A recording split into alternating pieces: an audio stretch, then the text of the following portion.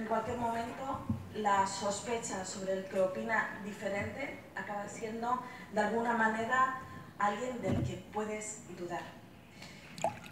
Os pregunto, comienzo, Cristina, ¿qué está pasando actualmente para que en esta convivencia tan fracturada, en un escenario tan polarizado, haya esta caza de brujas? Y en la que tú estás en esa batalla cultural. Pues, bueno, muchísimas gracias a la Sociedad Catalana por invitarnos hoy a hablar, ¿no?, de este tema que bueno, es uno de los temas que a mí me han interesado porque ha afectado un poco a lo que es mi vida profesional, no más que a otros, también quiero decir.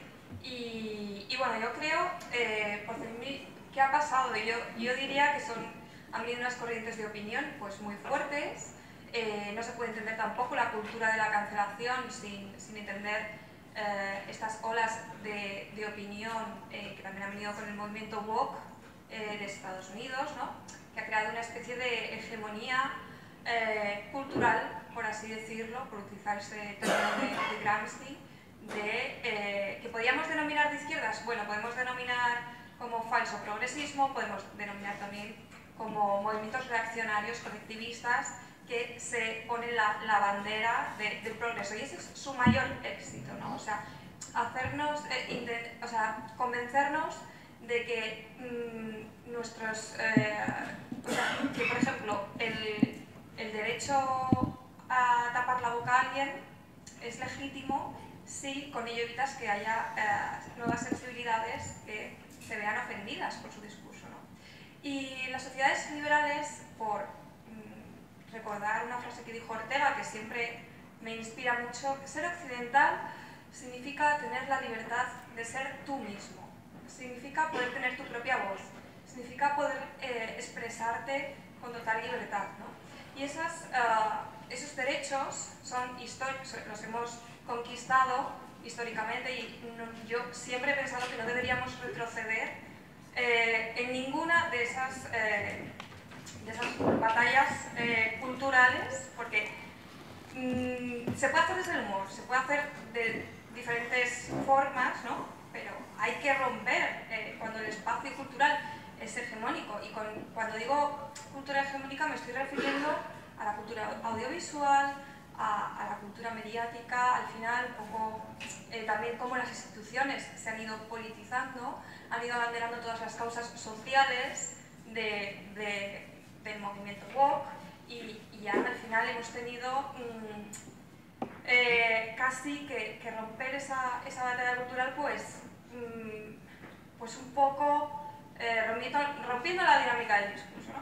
¿Hemos avanzado? Yo creo que sí. O sea, hace 5 años insultar a un progre era como una blasfemia, parecía que te estabas metiendo con un ser supremo, ¿no? O sea, en España todo el mundo podía ser todo lo progre que le diera la gana, incluso tenía ministerios que pagaban cada una de sus causitas sociales, ¿no? y a sus colectivos, porque esto, bueno, al final la izquierda de Podemos ha ido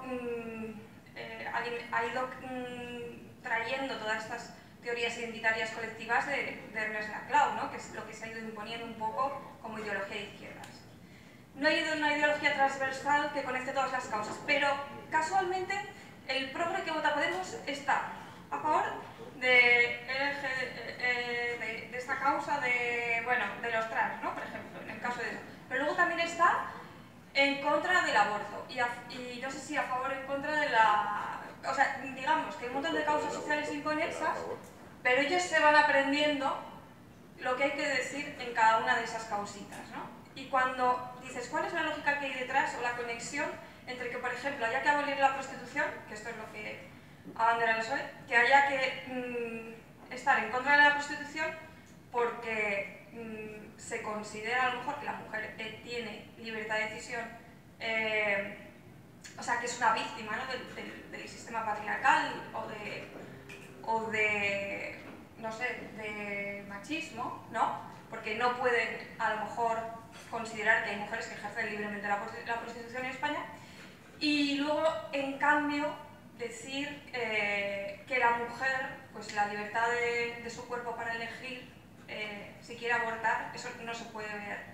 En ningún caso, o sea, ese debate no se puede ni siquiera abrir, ¿no? El derecho a la vida. Entonces, hay veces que dices, ¿cuál es la lógica? O sea, la mujer tiene libertad para elegir una cosa, pero no tiene libertad para decidir a lo mejor ejercer la prostitución, ¿no? O sea, vamos a abrir el debate y como tú estás hablando de hegemonía progresista, damos la palabra a una mujer progresista, a ver en esa batalla cultural y si realmente hay una caza de brujas sobre el espacio conservador, por ejemplo. Pues, a ver si lo conseguimos. Parece que sí. Que muy buenos días a todas y a todos. Muchísimas gracias, Ana. Es un placer estar aquí esta mañana de sábado debatiendo sobre temas tan polémicos y tan interesantes. No sé si hay una caza de brujas, lo que sí sé es que cuando comentaba con alguna gente, bueno, pues que venía aquí y que venía a hablar de esto, lo primero que me dijeron es, ¿pero tú estás loca? Bueno, pues a lo mejor sí, pero creo que es importante y sobre todo porque creo que es muy importante que retomemos la conversación. Que podemos estar de acuerdo o no, yo no estoy de acuerdo con muchísimas de las cosas que ha planteado Cristina, pero estoy encantada de escucharla y estoy encantada de poder debatir con ella sobre esto. Yo creo que esa es la parte importante, ¿no? Porque cuando, sin embargo, es algo de lo que venía pensando, ¿no? Estos días, cuando reflexionaba sobre estos temas, cuando nos ponemos muy radicales, en el fondo, bueno, pues es mejor cuando todo el mundo te da la razón, cuando todo el mundo te dice lo guapa que estás, lo bien que te sienta ese rosa empolvado, cuando solamente escuchamos a personas que dicen lo que queremos oír y nos afianzamos muchísimo y nos reafirmamos en todo lo que pensamos. Pero la realidad es que el mundo no es ese y que finalmente si creamos un mundo tan burbuja, tan aislado, probablemente lo que consigamos sea el efecto contrario, ¿no? Sea una reacción.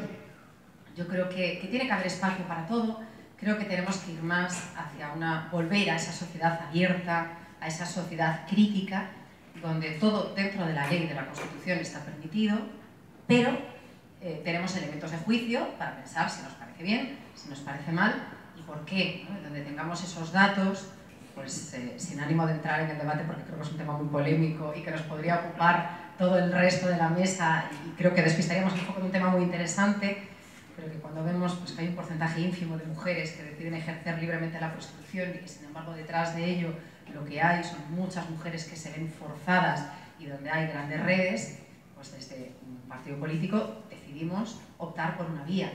Ahí hay un debate, hay elementos de juicio y nos puede parecer bien o nos puede parecer mal. Creo que no debemos caer en esa tentación, ¿no? Y muchas veces yo creo que detrás de la cancelación hay algo muy humano, ¿no? Hay ese sentimiento, ese poder incluso de decir, he visto algo en la televisión, no me ha gustado cómo ha hablado esta tertuliana o este tertuliano, me pongo en las redes, nos organizamos, le hacemos una caza de brujas y esa persona desaparece de nuestras vidas y nosotros nos sentimos muy felices y muy plenos porque ya no vamos a tener que volver a escuchar nunca más ese comentario que nos resultó desagradable o que nos resultó polémico. Lo que no pensamos es que quizá no sea tan libre, quizá haya más organización detrás de la que nos estamos imaginando y lo que quizá no somos del todo conscientes es que lo que ha empezado ahí y quizá nos ha parecido bien, el día de mañana pueda servir para que esa misma organización que viene de cuestiones autoorganizativas, ¿no? De repente vuelva contra nosotros. Creo que nos ha costado mucho tener un Estado de Derecho, nos ha costado mucho tener una separación de poderes, nos ha costado mucho tener unas normas, nos ha costado mucho tener una justicia y creo que es muy peligroso el volver de nuevo a esa época de la censura, de la Inquisición, donde encima con unas normas difusas pueden incluso venir a por nosotros. Entonces, creo que puede ser una tentación, pero creo que lo que deberíamos precisamente es intentar ir hacia lo contrario, desde los partidos políticos, desde los poderes públicos, porque tenemos una responsabilidad muy grande de bajar el tono del debate, de hablar más, de sosegarnos, de debatir, de explicar por qué ese punto de vista creemos que no es el adecuado y de ir menos hacia la cancelación, hacia el no quiero oírte, hacia el no quiero que existas y más al enamorar, al persuadir y al convencer de por qué creo que eso no es lo correcto y creo que esto es mucho más adecuado. Gracias, Emma. desde luego, al principio se estaba dibujando un escenario al que Cristina apuntaba que quizá las minorías, al pedir su visualización a lo que tú llamas esa batalla cultural, está perjudicando el debate o lo que llama esa tolerancia. Por otro lado, las minorías están reclamando también su espacio, esa visualización, y se dibujan dos espacios políticos muy contrarios. Unos de la minoría que quiere ser visualizada frente a las mayorías que dicen que no, que en exceso, oye, que para eso está el juego de esas mayorías. En este escenario, Luis, ¿la masa silencia a la minoría o las minorías están imponiendo esa cancelación cuando algo les ofende, algo no es lo políticamente correcto? ¿Dónde estamos entre esos dos escenarios? Entre la defensa y luego las minorías también imponiendo ese pelín de intolerancia. Pues como siempre, parte y parte. Este no va.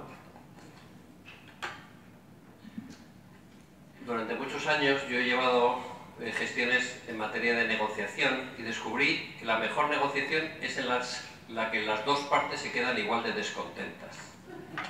Porque jamás se quedan igual de contentas. Y si se queda solo contento uno y el otro no, fatal.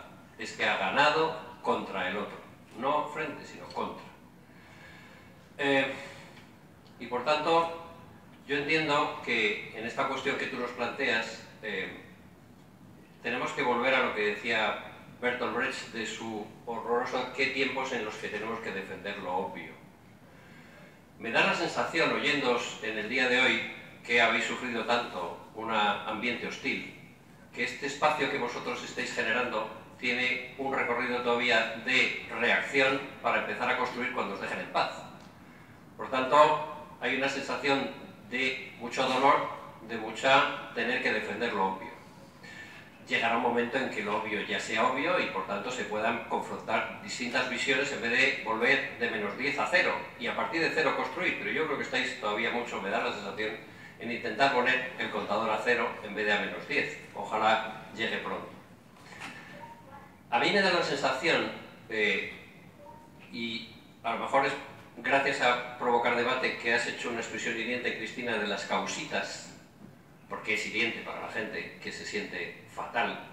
Pero creo que tienes razón, aunque no con ese término tan despectivo, en lo siguiente. Me da la sensación de que la izquierda, en la impotencia de prometer nada creíble al mainstream, a la mayoría de la población, porque ya viene escaldada de 1000 promesas, necesita apalancarse en causas minoritarias, que acaban irritando a la gente que no se siente, porque yo ni soy gay, ni soy inmigrante, ni soy ocupa, ni soy nada de eso, por tanto, no me atienden. Y eso es un desastre para las causas progresistas que necesitan dar un mensaje optimista a la mayoría. Por tanto, eso creo que es una patología. Y cuando antes decía que los dos estáis igual de descontentos, ¿por qué lo digo? Porque yo tuve la suerte en uno de mis múltiples destinos de recibir el mismo día la petición de una escisión de la Asociación Profesional de la Magistratura que pedía mi cese y abajo en San Bernardo Comisiones Obreras pedía mi cese por motivos completamente distintos uno de los otros. Pedía mi cese porque estaba vendido los sindicatos y los sindicatos pedían mi cese porque estaba vendido los jueces. Bueno, pues digamos, quienes defienden su lucha contra el relato progre entienden que no tienen espacios, que están a la defensiva, que tienen que volver a defender lo mínimo y tal o lo cual. Y la gente progresista entiende que ha perdido la batalla frente a los neoliberales, los neoconservadores, que el relato progre en realidad es el relato económico apabullante sobre la redistribución de la riqueza, los impuestos, menos impuestos, menos impuestos, menos impuestos, menos servicio, menos servicio. Los dos están igual de descontentos. Buena señal, buena señal. En ese sentido, yo, ¿qué es lo que creo? Que toca, igual que lo que yo intuyo que os pasa a vosotros, en la sociedad debemos poner como mínimo el contador a cero de que los derechos son intocables.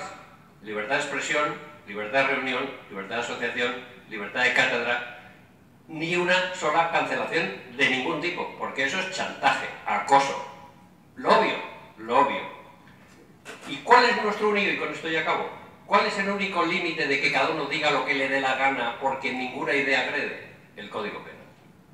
El Código Penal es un esfuerzo de hasta cuándo una idea incita al odio, cuándo una idea o cuándo una manifestación crea un dolor insoportable, pero casi ninguna idea es insoportable. Otra cosa es la agitación a las personas para que ejecuten esa idea contra otros. Por tanto, yo creo, y con esto acabo, que no es imprescindible, pero sí necesario, volver a defender lo mínimo. Las libertades son libertades y los derechos son derechos. A nadie se le obliga a abortar, pero nadie puede imponer que no abortes. Los derechos son derechos, las libertades son libertades.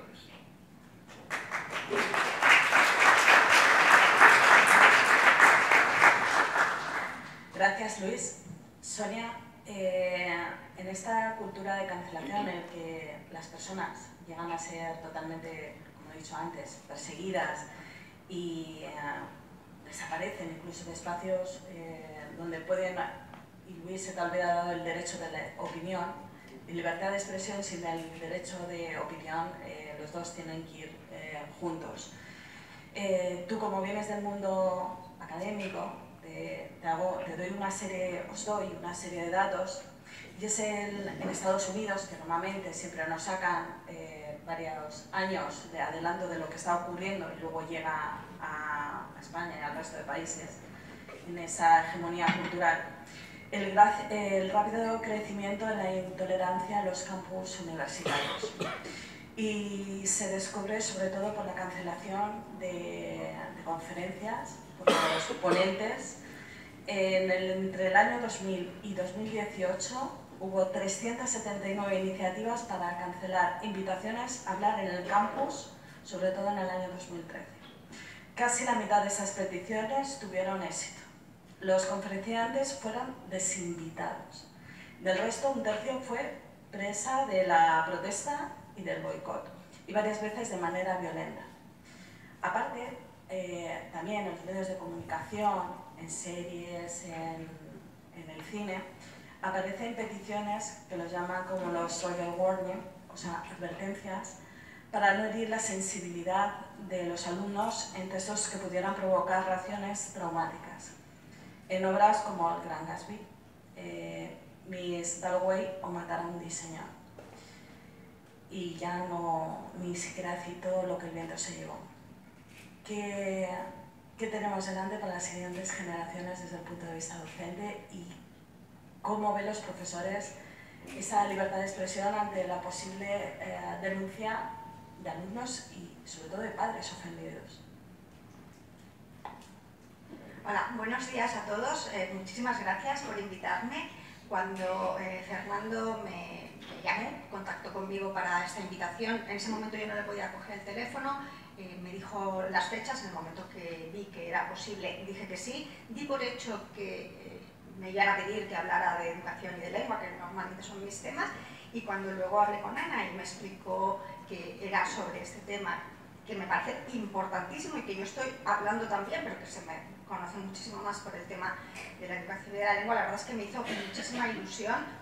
Me hace mucha ilusión estar aquí porque yo estoy en Sociedad Civil Catalana desde el inicio y porque yo creo que todo esto que se está hablando, tú ahora hacías referencia a los campus universitarios americanos, Cristina también ha hablado de la cultura woke.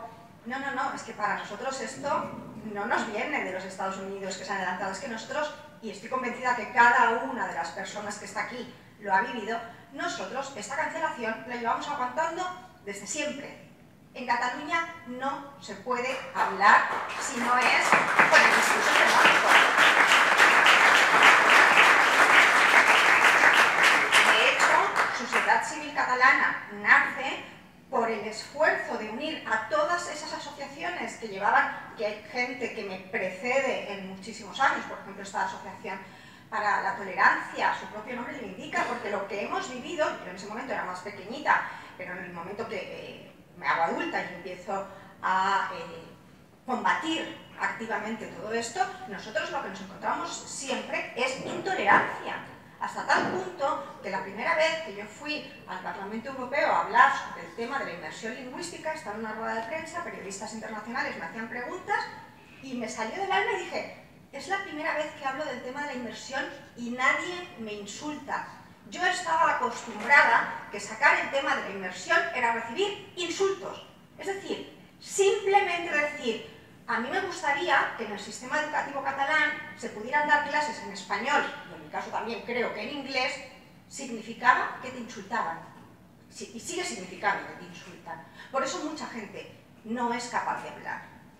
Porque es muy duro en Cataluña dar la cara. Por eso, Societat Civil Catalana, y antes Alejandro hacía referencia a la gran manifestación del 8 de octubre organizada por Societat Civil Catalana, fue la primera vez en décadas que la gente dijo, que en Cataluña no todo el mundo es nacionalista, porque la imagen es que todos los catalanes estábamos a favor de eso. ¿Por qué? Porque si hablas, te silencian. Antes hacía referencia a la tolerancia. La tolerancia, la Asociación por la Tolerancia, intenta hacer actos, por ejemplo, a favor de la lengua materna y se encuentra que el ayuntamiento no le cede locales, por ejemplo. Antes hacía referencia a la portavoz socialista a que nos ha costado mucho tener un Estado de Derecho. No, en Cataluña no se cumple el Estado de Derecho. En Cataluña, y precisamente el Partido Socialista ha colaborado en hacer una ley para que no pueda haber ni una asignatura en español, ni una. Es que es gravísimo. Y es que hay familias que se han sometido a procesos judiciales para que sus hijos puedan tener una asignatura en español, lo han conseguido y con esta nueva ley que han hecho los socialistas ya se está planteando la posibilidad que incluso a estos que lo han conseguido por la vía judicial se les quite. ¿Qué Estado de Derecho tenemos en Cataluña cuando no podemos recibir ni una asignatura en la lengua materna de la mayoría de los catalanes? Que no lo olvidemos así los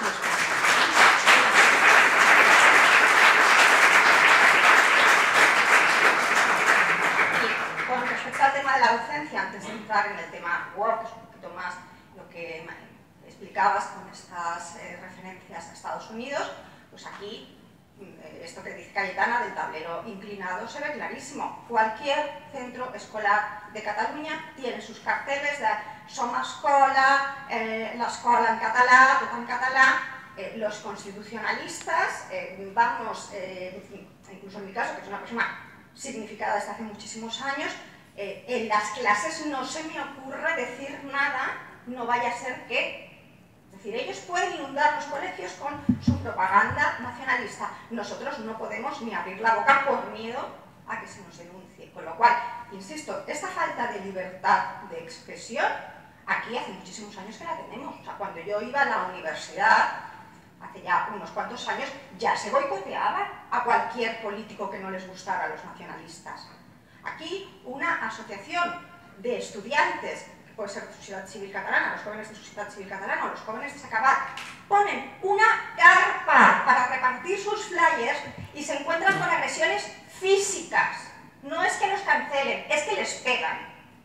Entonces, claro, a mí todo esto de luego, pues si es que nosotros ya lo sabemos, es que aquí se ha cancelado un homenaje a Cervantes, organizado por Societat Civil Catalana, que estaba Àlex.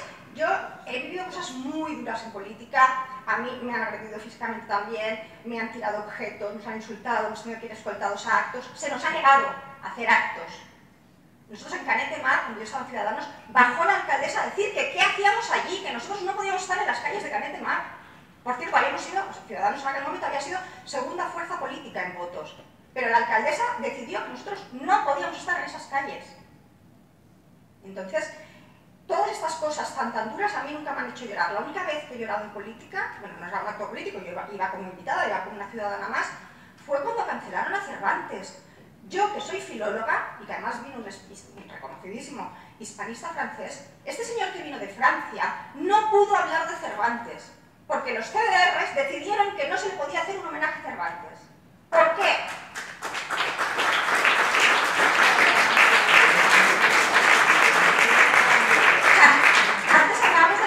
De las causitas, que Cervantes es uno de los escritores más universales, no en lengua española, en general, es el creador de la novela moderna. un señor que en la segunda parte del Quijote da una imagen fantástica de Barcelona, pero los CDRs, por sus narices, decidieron que no se hacía. Y el rectorado nos echó porque dijo, es que no podemos garantizar su integridad física. Que los asistentes a un acto cultural sobre Cervantes tienen que ver comprometida su integridad física. Yo, insisto, es la única vez que he llorado, pero lloraba de rabia, de impotencia y de que no me podía creer que no pudiéramos hacerle un homenaje a Cervantes en Cataluña. Con lo cual, yo creo que hay un tema, y supongo que vamos a seguir debatiendo, por ejemplo, otro tema que me preocupa muchísimo es toda la ley Mordaza que supone la nueva ley trans que se está tramitando ahora en el Congreso, pero de verdad que en Cataluña tenemos callo. Y todos los que estamos aquí hemos vivido el tener que callarte para no crear mal ambiente en tu trabajo, personas, por ejemplo, ahora hemos creado una asociación que se llama Docentes Libres para reivindicar que no todos los profesores son nacionalistas. ¿Quiénes son los que nos significamos? Los que somos funcionarios. ¿Por qué? Porque nadie que no tenga su puesto de trabajo asegurado puede arriesgarse a perderlo. Que eso es lo que pasa en Cataluña. Con lo cual, de verdad que le llevamos una buena avanzada a los americanos y esto que se está extendiendo ahora por España, insisto, aquí tenemos todos callo.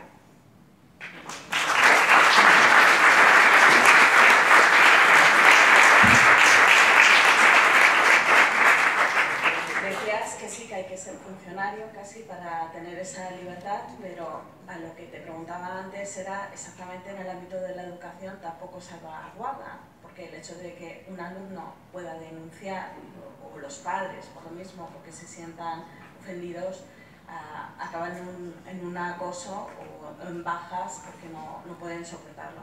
Y de alguna manera estamos fallando desde la educación, desde el ámbito político, desde el ámbito periodístico, en esa confrontación de ¿estás conmigo o contra mí?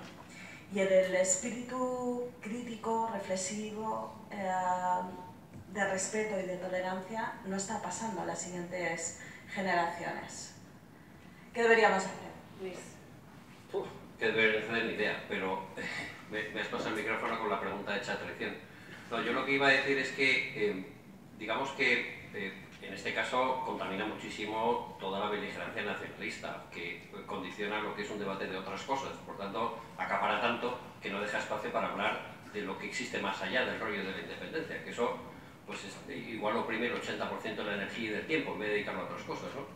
Pero me parece que aquí hay un sustrato, quitando el tema nacionalista, lo que pueda pasar en Cáceres o en Madrid, que es un enorme desprestigio de lo público, enorme desprestigio de lo público. Eso sí que es una tragedia, porque cuando salen opciones políticas como Vox pidiendo el PIN parental, obviamente es porque no se fían y llaman adoctrinamiento a lo que le van a contar a sus niños en la escuela. Y esa desconfianza de que el mundo docente, los profesores, la comunidad educativa, etcétera, etcétera, sean capaces de conveniar entre los expertos que van dando clase 50 años cómo debería ser la asignatura de lengua, de historia, de geografía, no sé qué, significa una burrada de desconfianza en lo público. Eso es una tragedia enorme, la desconfianza de lo público. Y una enorme parte de esa desconfianza de lo público es el acaparamiento de la política de espacios que son mucho más allá de la política, de que debían dejarse en lo público. Por eso, como decía Ana, yo siempre he reivindicado mi condición de funcionario del Estado y no del gobierno. Que eso en el mundo civil inglés, del servicio civil inglés está mucho más claro y aquí no tanto, ¿no? Y por eso, a mí me pareció muy interesante cuando Ana me planteó intervenir aquí, poner encima de la mesa cosas al filo del PIN parental que son una pregunta absolutamente bestia, que es, ¿los hijos son de los padres? ¿O en el ámbito público la interferencia de todos los demás es lícita? Es decir, en el caso ideal, un padre maravilloso y una madre maravillosa, en un ambiente familiar maravilloso, donde su hijo es maravilloso. Ya, pues eso no se da nunca. Entonces, ¿qué ocurre cuando la comunidad educativa o los educadores del colegio dicen que este niño está desquiciado, está maltratado, está descuidado y le están imponiendo una visión reduccionista del mundo? Si hubiera un profesor que dice, en vez de tus padres te voy a manipular yo, claro, intolerable, pero estamos hablando de un aspecto muchísimo más amplio, ¿no? Entonces, la cultura de la cancelación, que ni se hable por la sensibilidad extrema de determinadas minorías,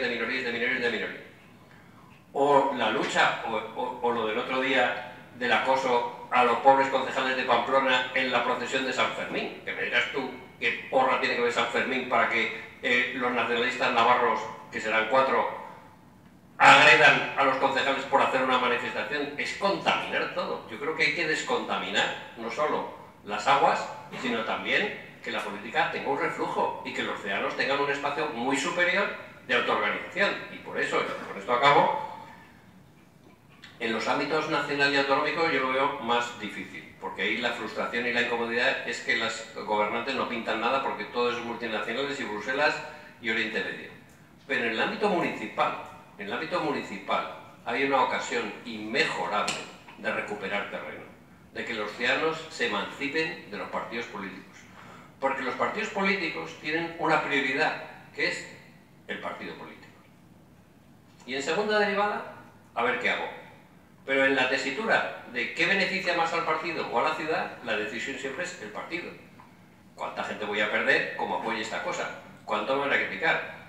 Y si a eso le sumáis la cultura del espectáculo, que ha invadido los clics, los tweets, los no sé qué, y los medios de comunicación que necesitan imperiosamente share y audiencia, el morbo vende y la racionalidad es aburrida. Con lo cual, pues ojo con en qué potaje de sociedad nos movemos, porque la cultura del espectáculo es parte del show, y eso deberíamos ser todos conscientes de recuperar como mínimo pequeños espacios que se consoliden. Y yo, por eso, después de trabajar 30 años en la Administración General del Estado, me hace ilusión intentar generar islas de autonomía ciudadana en lo municipal. Yo creo que eso es un espacio que tenemos que convalidar y consolidar.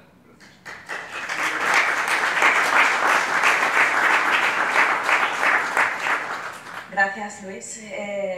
Volviendo, y me viene bien a toda esta reflexión, preguntaros, Emma, los valores de las democracias liberales que están empezando a ser cuestionadas por gobiernos democráticos que tienen la etiqueta de democracias o gobiernos iliberales, ¿no? El ciudadano libre, la expresión, la opinión empiezan a ser perseguidas. No se va a garantizar ni la paz civil ni tampoco una convivencia sin exclusiones. Y en esto aquí, como ha dicho Sonia, en Cataluña se ha vivido intensamente. ¿Cómo va a ser el siguiente escenario fuera de comunidades nacionalistas, o sea, donde no hay esa confrontación, pero sí hay una confrontación, lo que he dicho antes, o conmigo o sin mí, o estás contra mí y no te tolero? Pues muchas gracias, Ana. Bueno, creo que es un tema apasionante. También creo que ningún derecho está permanentemente conquistado. Decías, desde gobiernos, aparentemente legítimos, constitucionales, democráticamente elegidos, se están viviendo retrocesos. Estamos viviendo retrocesos todos los días. Solamente hay que ver lo que está pasando en Estados Unidos con el derecho al aborto, con el Tribunal Supremo, donde cuestiones que en principio creíamos avanzadas y consolidadas están volviendo para atrás. Y como también es verdad que muchas veces determinados discursos y determinados partidos que han venido han promovido eso y han puesto en jaque determinados consensos, como el que teníamos todos los partidos democráticos, por ejemplo, en torno a la violencia de género, a la lucha contra la violencia de género, y de repente eso forma parte de una cosa que es el consenso progre, la agenda progre, y entonces empezamos a cuestionárnoslo todo. ¿Se puede cuestionarlo todo? Bueno, pues evidentemente se puede cuestionar todo, pero naturalmente a mí me preocupa porque si hemos conseguido llegar a unos determinados avances sociales, pues creo que no es bueno ni sano que volvamos hacia atrás. Si hemos conseguido determinados derechos humanos, de repente ponernos a cuestionarlos, pues naturalmente creo que es un retroceso. Eso en el fondo está muy ligado al tema de la convivencia que planteabas tú ahora mismo, ¿no? Hay una fórmula mágica. Bueno, no sé si hay una fórmula mágica, lo que sí sé es que hay una responsabilidad. Y yo me siento como funcionaria, que dices de Implantar Luis, que también lo soy desde hace unos cuantos años, pero sobre todo en este momento como representante pública, de bajar ese tono. Decía Luis algo que yo creo que es muy importante, que es la política de los clics, ¿no? del zasca, del share. Bueno, pues yo creo que no. Y de hecho, Personalmente intento hacer una política más sosegada. Yo soy la portavoz de Economía y Hacienda, que os podéis imaginar que es un tema apasionante, que a todo el mundo le vuelve loco, levanta pasiones, o presupuestos. Bueno, pues hemos conseguido hacer virales vídeos de 10 minutos de presupuestos, donde explicamos detalle a detalle qué está pasando en esos presupuestos, en este caso del Gobierno de Almeida, donde entramos en el detalle y donde damos datos. Y cuando todo el mundo me decía que eso no iba a triunfar, que era imposible, que a partir de los 20 segundos la gente desconecta, es mentira. A la gente, cuando se le cuentan las cosas, cuando se le explican, cuando tratamos al ciudadano como lo que es una persona inteligente, lo entiende, le gusta y agradece ese debate, incluso aunque no lo comparta, porque dice, oye, pues mira, no estoy de acuerdo en esto, pero sin embargo me gusta cómo lo explicas y me gusta poder entrar en ese debate. Es decir, cuando dejamos las tripas a un lado y volvemos otra vez al raciocinio, ahí nos encontramos. Cuando volvemos a la plaza común, cuando volvemos a la plaza pública, nos volvemos a encontrar. El problema es que es una tentación, el llegar, ¿no? Y el incendiario, y el y tú más, y el entrar en debates iracundos, que en el fondo son mucho más divertidos que los debates sosegados, pero creo que son mucho más irresponsables. Entonces, a veces hay que ser aburrido. A veces hay que, yo de verdad que reivindico la política aburrida, reivindico el volver otra vez. Algunas veces hemos dicho en grupos de amigos, jolín, echamos de menos la época de Rajoy, qué mal están las cosas, ¿no? Para que echemos de menos la época de Rajoy. Pues efectivamente, a Rajoy no le echamos nada de menos. Yo estoy contentísima con Pedro Sánchez como presidenta de gobierno, pese a la que nos ha tocado vivir. Pero quiero decir que creo que se nos ha ido de las manos. Se nos ha ido de las manos la velocidad, se nos ha ido de las manos la crispación, se nos ha ido de las manos la política del estómago.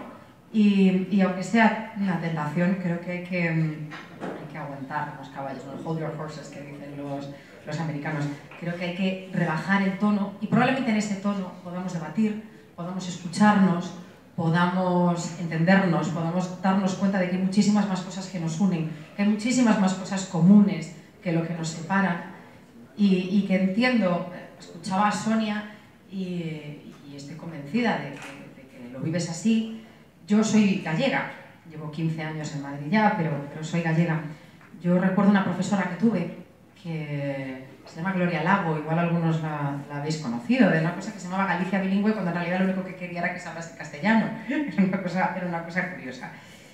Bueno, yo naturalmente creo que no hay que hablar de lo que no se conoce, yo no conozco en profundidad el tema que tenéis en Cataluña, y por tanto no voy a entrar en eso, pero sí conozco bastante el tema gallego.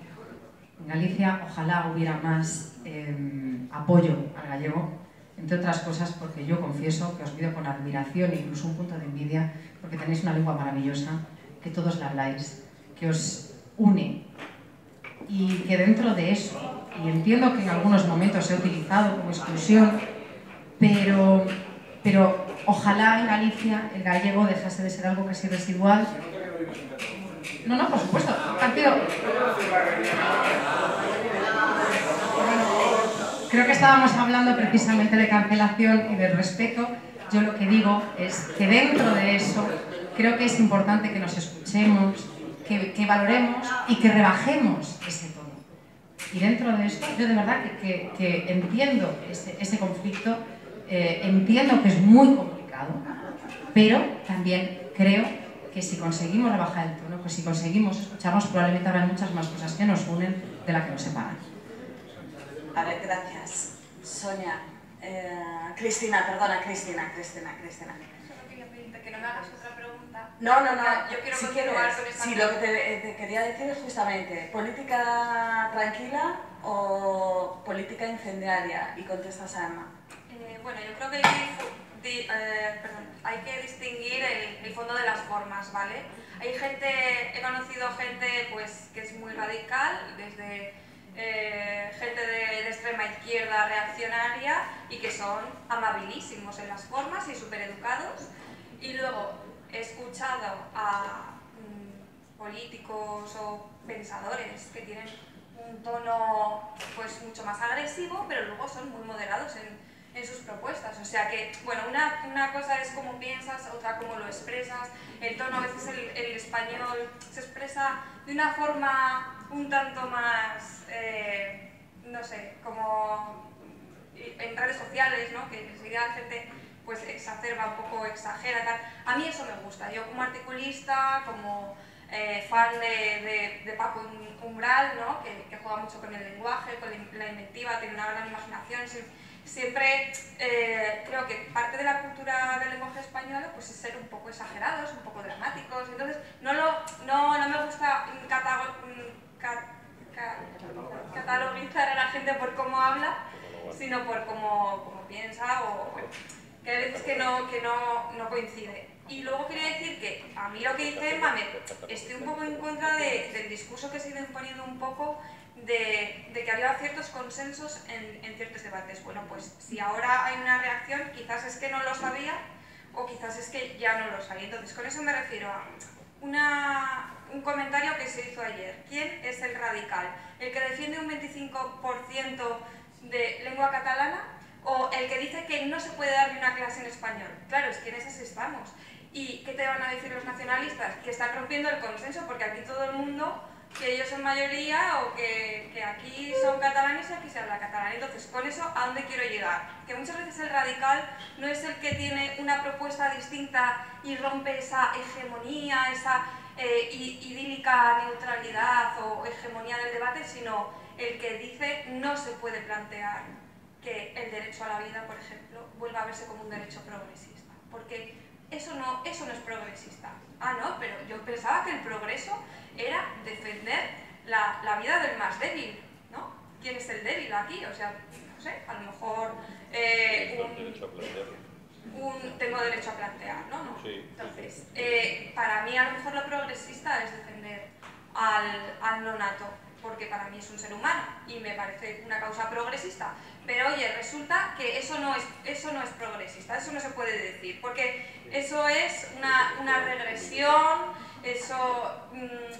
o sea, quiero decir con eso, ¿soy yo la radical por proponer otro punto de vista con respecto al debate que han cerrado, han clausurado y han dicho ya está, aquí no se habla más? Pues no, hombre, y no es que yo esté a favor o en contra del aborto, pero que yo puedo entender perfectamente una postura pro vida y no me parece para nada algo reaccionario. Me parece que igual en un futuro se puede ver como una causa progresista, cuando a lo mejor los científicos se pongan de acuerdo en cuándo un ser humano se considera un ser humano, a lo mejor dicen, jolín, pues igual era una causa progresista, ¿no? Lo ideal es que...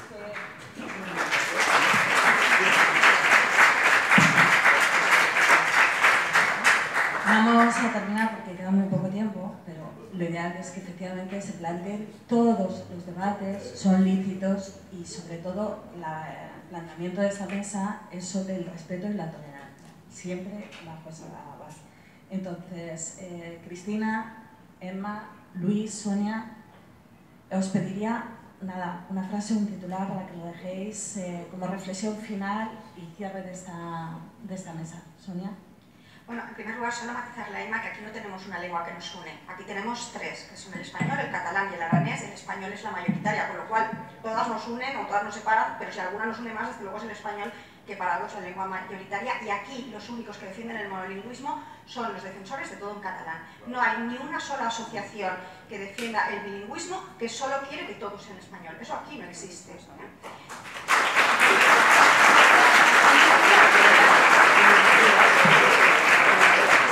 Titular, que vamos mal de tiempo. Evidentemente, eso de hablando se entiende la gente no es cierto, porque si no, no habría discusiones, no habría peleas. Hablando no se entiende la gente, pero hay que seguir hablando para llegar a unos mínimos consensos y, sobre todo, respetar siempre la opinión de todos los demás. Muchas gracias. Gracias.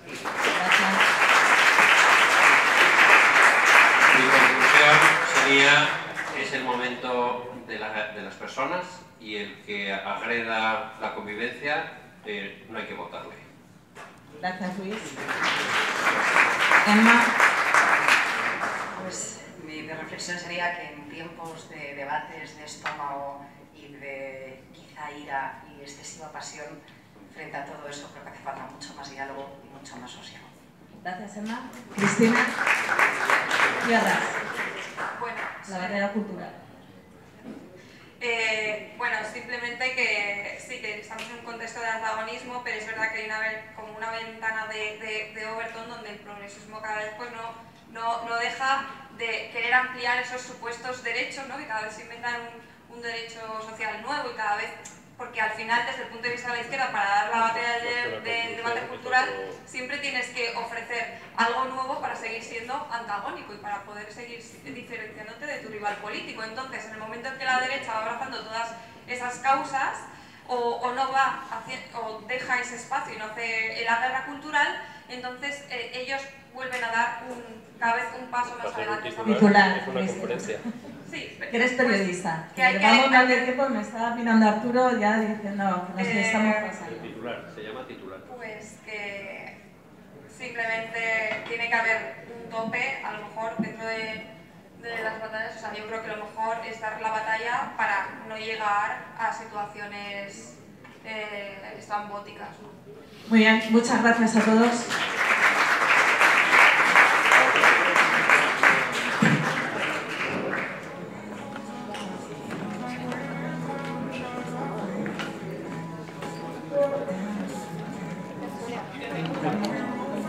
Soy de la Fundación de Cine.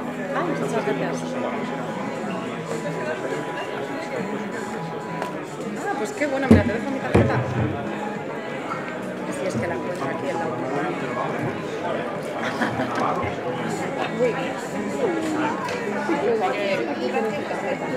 Uy. Igualmente.